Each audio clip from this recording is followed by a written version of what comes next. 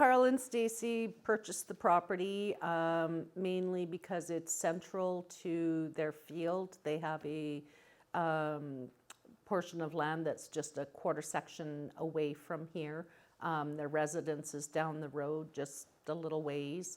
And so this seemed to be an ideal spot.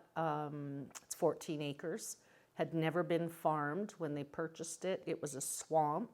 There was literally a beaver dam in the middle of the property, right in front of where their shop is currently built. So they cleared the property, drained it, put fill in, and built their shop.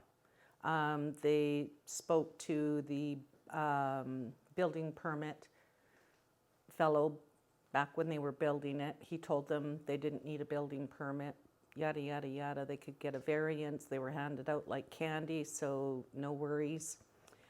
So they built their shop, and then they were told they weren't allowed to have a shop here. They're zoned for residential 6, which is they're allowed to have a house and farming. And so they were running their business out of here. They also use it for selling hay bales that they get from the other property, although this year they sold faster than they got down here. So they were told they had to fill out an application to the ALR and get it so that they could use it for non-farm use. So they filled out their first application. There was no direction as to how to do it. They filled it out, sent it in. It has to. The process is that when you apply for these things, you have to apply through the ALC website. You have to answer a bunch of questions. When you hit submit, it goes to the regional district first. Then the regional district, the board of directors, they review what you've submitted, and they decide whether or not your application goes on to the ALC. So the first one was rejected. The second one, they got a local engineering firm to fill out for them, submitted it. The regional district rejected that one. So then they hired a lawyer to fill a request for exclusion out, and that one was approved by the regional district but was rejected by the ALC. By that time, they were getting enforcement notices from the ALC wanting them to tear their shop down, take the fill out, and return it to what it was before. So a swamp. It's never, ever been used for farmland. So we submitted a 4th application, and between the 3rd and the 4th application, they'd gone and gotten soil samples done of the whole property by a certified agrologist. And so we submitted a 4th application by the request of the, pardon me, of the ALC. They told Carl and Stacy and Jessica to submit this 4th application. So we submitted the application, and the regional district decided to, they literally in their council meeting or directors meeting, didn't even look at the application that was submitted. They said they've already submitted these before, they're a waste of time, we're not even gonna bother looking at it, we're just voting no on it. And that was it, plain and simple. It didn't go any further. Even though the ELC was requesting it. So the ALC was phoning to find out where's your application, and I had informed them it was stalled at the regional district. They had rejected it. So the enforcement officer from the ALC phoned the regional district and told the regional district that he was wanting this application.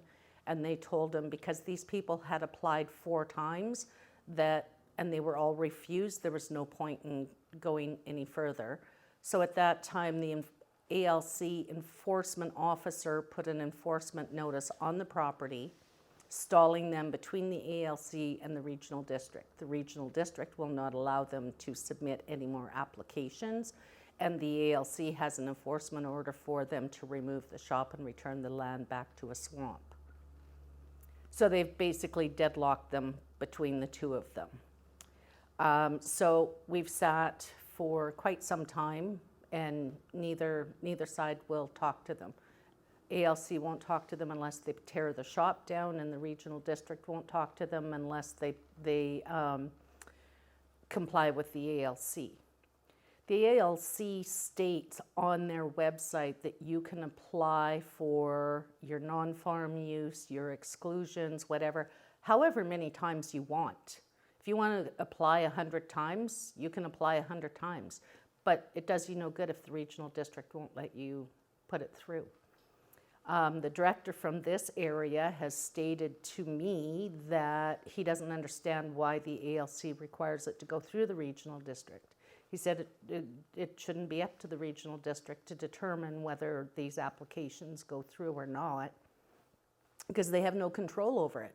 It's a waste of time. They look at these applications and determine whether they go through or not go through, but they can't put any approvals. Some of them may think that what's being submitted is an absolutely fantastic idea, but then it goes to the ALC and the ALC knocks it out, says nope.